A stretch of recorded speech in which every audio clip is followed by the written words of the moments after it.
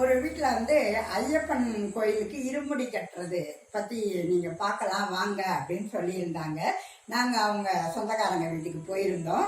அங்கே பார்த்தீங்கன்னா அந்த சொந்தக்கார வீட்டில் ரொம்ப பக்கத்தில் இருந்து இருமுடி கட்டுறதுன்னா எப்படி கட்டுவாங்க எல்லாமே நாங்கள் வந்து பார்த்தோம்.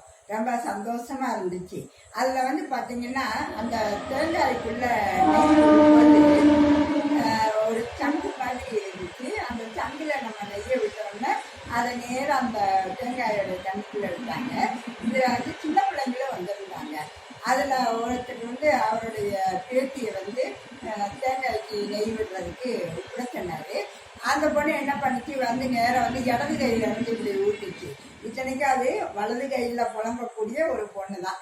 அவர் தலைமை இவர் வந்து என்ன பண்ணிட்டார், குருசாமி வந்து பாப்பா நீ என்ன இந்த கையில் ஊத்துற அப்படின்னு கேட்டாரு. அவர் ஒன்றும் இதால இருப்பேன் இந்த கையில் நான் யூஸ் பண்ணுவேன் அப்படிங்கிற மாதிரி கேட்டாரு.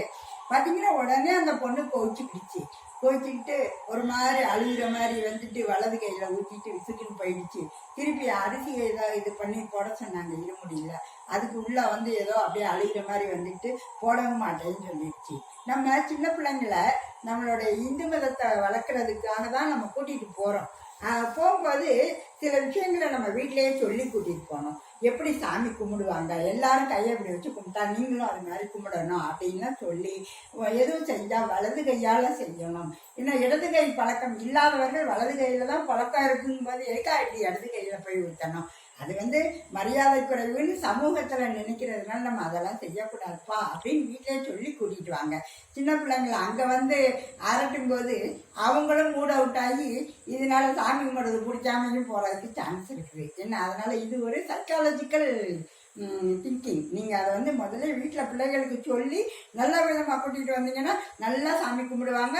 சாமி பற்றின கதையெல்லாம் கேட்பாங்க, பாட்டெல்லாம் பாடுவாங்க, எல்லாமே பண்ணுவாங்க. இதை வந்து எல்லாரும் ஃபாலோ பண்ணுங்க. ஓகே, பாய்.